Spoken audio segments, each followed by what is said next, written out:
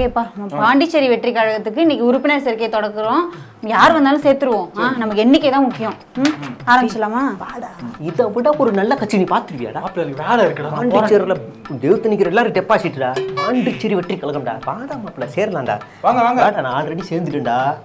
நீ சேரணுமா வேணாமா? நான் இருக்க இடத்துல நீ இருக்கும்டா. வாடா. என்னப்பா தம்பி, வாங்க வாங்க. மேடம், ஃப்ரெண்டுக்கு ஒரு மெம்பர்ஷிப் போடுங்க கட்சிக்கு. போடலாம். பேரு காந்தி செல்வராஜ். ஓட்டர் ஐடி கொடுங்கப்பா. நம்பர் நாங்கப்பா சேர்ந்தாச்சு. அவ்வளோடா. அப்புறம் என்ன அதுக்குள்ள கொடுத்துட்டாங்க? அவ்வளோதான்டா. இனிமே இப்படிதான்டா எல்லாம். சார் நானும் ஒரு மெம்பர்ஷிப் போட்டுறேன். நமக்கு இன்னொரு ஒன்று மெம்பர்ஷிப் ஒன்று போடணும்.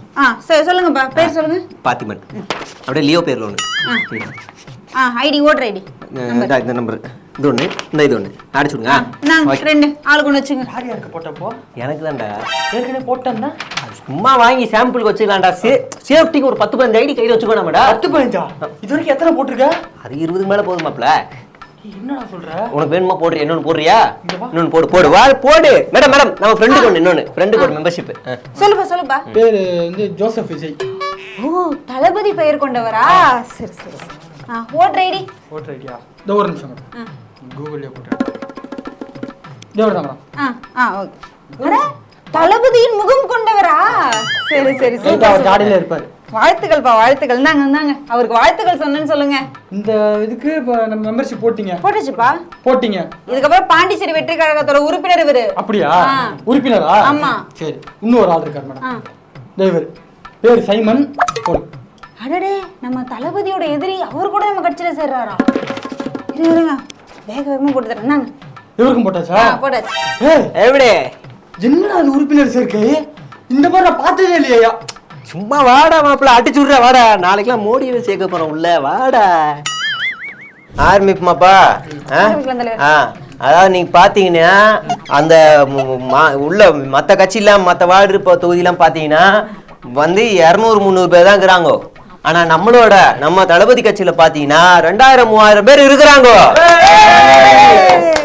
அது மாதிரியே நான் உள்ள உள்ள கேட்டேன், எத்தனை பேர் வந்துக்கிறாங்கோ அப்படின்னு கேட்டேன். அவன் 35 பேர் வந்துக்கிறாங்கோ அப்படின்னு அந்த நிர்வாகி ஒருத்தர் சொன்னாரு. எண்ணி 1/2 மணி நேரம் பாருங்கன்னு சொன்னேன். வந்தாங்க பாருங்க நம்ம புள்ளிங்கோ.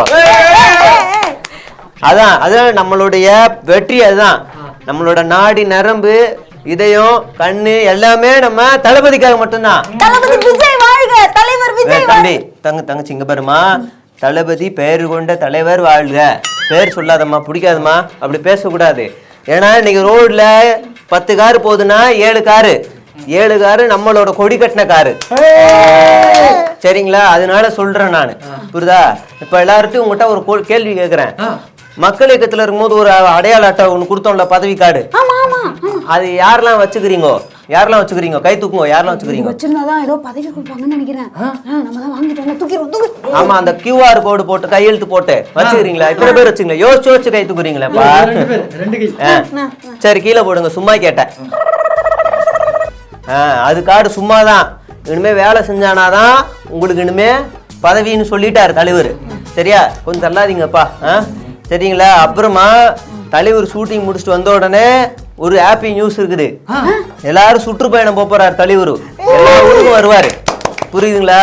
அப்புறமா தலைவர் வந்து ஷூட்டிங்ல தான் இருக்காரு, மக்கள் பணியில இல்லைன்னா எல்லாம் பேசுவாங்க. அப்படிலாம் பதில் கொடுங்க.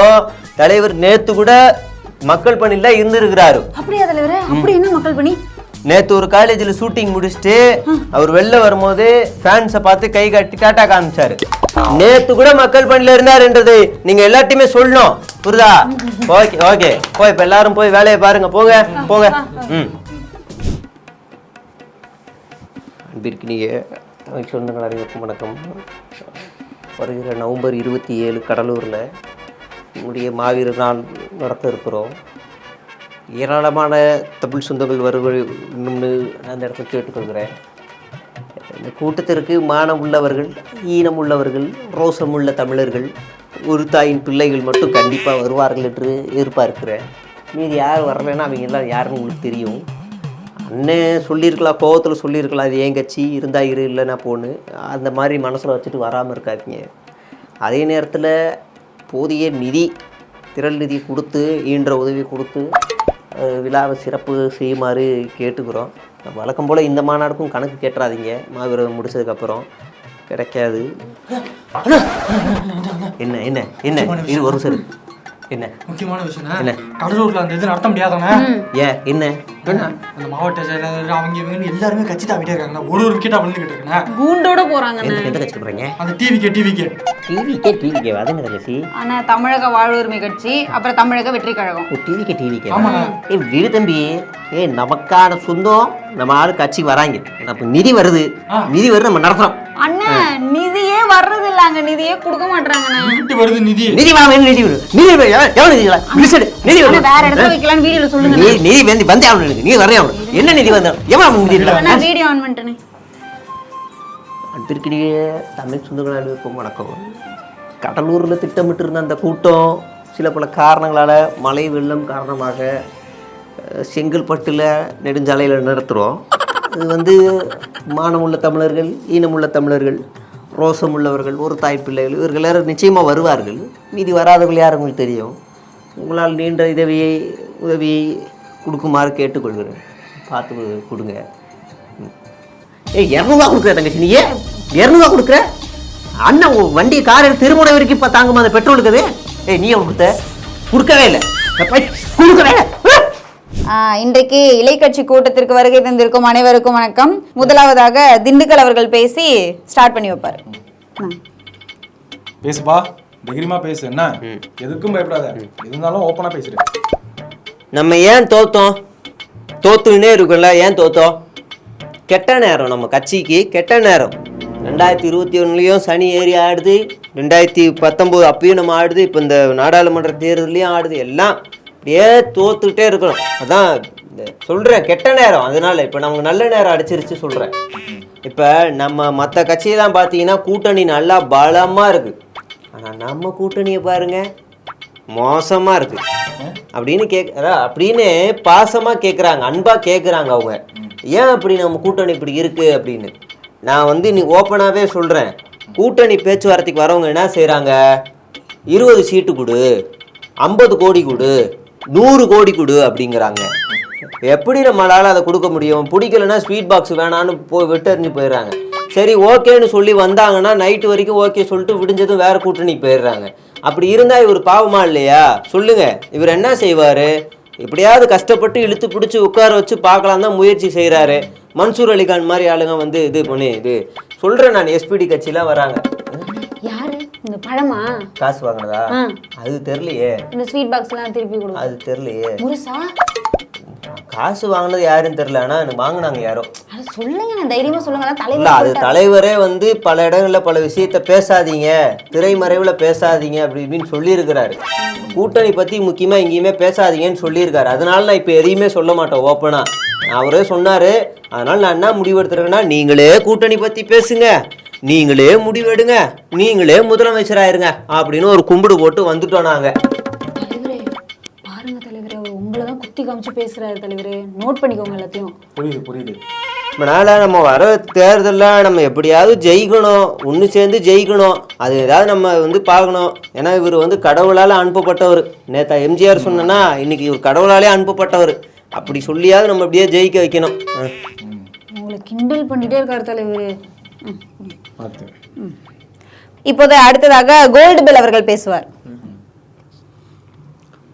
இப்போ எல்லாருக்கும் வணக்கம்ப்பா. நம்ம வந்து வர தேர்தல் எல்லாத்துலேயும் தோத்துக்கிட்டே இருக்கோம். எதனால் தோக்குறோம் சொல்லுங்கள்? எதனால் தோக்குறோம்? நம்ம வந்து ஒற்றுமையாக இல்லை, புரியுதுங்களா? இதுக்கு முன்னாடி நம்ம ஒற்றுமையாக இருந்தோம்.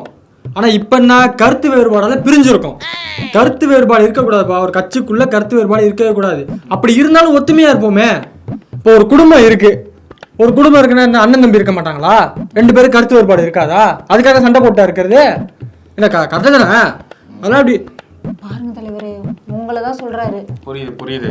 அந்த மாதிரி இருக்கக்கூடாது. ஒத்துமையா இருந்து நம்ம வந்து வேலை ஏப்பா மேல ஒருத்தன் பேசிட்டு இருக்காங்கப்பா. பேசிட்டு இருந்தா காது கொடுத்து கேட்கணுமா இல்லையா? இந்த மாதிரி கீழே பேசிட்டே இருந்தீங்கன்னு வச்சுங்க, 2026 நம்ம எதிர்க்கட்சியா தான் இருக்கணும். நாங்க பேசுறத கேட்டா மட்டும்தான் இங்க வந்து ஜெயிக்க முடியும். பேசுறத கேட்கலன்னா ஒண்ணுமே பண்ண முடியாது. புரியுதா? உங்களை தான் இன்டைரக்டா சொல்றாரு. அதனால ஒற்றுமையா இருந்து 2026 நம்ம ஆட்சியை பிடிக்கணும், ஒத்துமையா இருந்து வேலை செய்யணும். நன்றி தலைவரே. எனக்கு என்னமோ போற போக்க பார்த்தா உங்களை கழட்டி விட்டு இவங்க போயிருவாங்கன்னு நினைக்கிறேன் முன்னாடி. சார் வணக்கம் சார். வணக்கம் சார் 2026 யாரு கூட சார் கூட்டணி? அதாவது கூட்டணியை குறித்து நாங்கள் இப்போது தெளிவாக பேச வேண்டிய எந்த அவசியமே இல்லை. தேர்தல் நெருங்கும் போது தான் அந்த முடிவுகள் அது எடுக்கப்படும். அது தைலாபுரத்தில் நடக்கக்கூடிய அந்த டீலிங் மூலியமாக தான் என்னன்றது அப்புறமா தான் நாங்கள் முடிச்சோம். அதனால் கூட்டணி குறித்து நீங்கள் எந்த கேள்வியுமே இப்போ நீங்கள் கேட்க வேண்டிய அவசியமே இல்லை.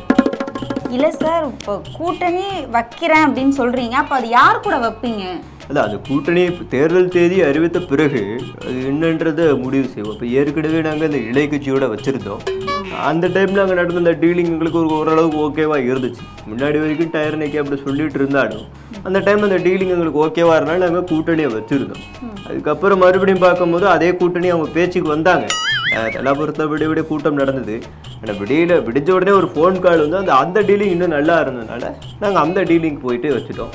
ஏதாவது ஒரு சீட்டு வரும், மத்திய மந்திரி ஆகலான்னு அப்படின்னு கனவுகளில் இருக்குமோ அது சரி படலை. அதனால் அடுத்து எந்த கூட்டணிங்கிறத நம்ம 2027 தேர்தல் தேதி அறிவிச்சதுக்கு அப்புறமா நம்ம அந்த கூட்டணி நிச்சயம் கூட்டணி உண்டு சார். அதான் கூட்டணி உண்டு நிச்சயம்ன்றீங்களே, இப்போ உங்க மைண்டுக்குள்ள ஒரு கட்சி இருக்கும், இவங்க கூட வச்சா அந்த ஒத்த கருத்தோட கரெக்டா இருக்கும்னு, அது யாரு சார்? அதை ஒரு வரையில் நாங்கள் சொல்லிடும் அப்படின்னா 2026 கூட்டணியாச்சு அமையும். அந்த கூட்டணியில் எங்களுடைய பலம் கட்சி இருக்கும். அவ்வளோ. ஒருவேளை 2026 யாரு ஜெயிக்கிறாங்களோ, ஜெயிச்சதுக்கு அப்புறம் அவங்க கூட போய் இவங்க கூட்டணியில சேர்ந்துப்பாங்களோ?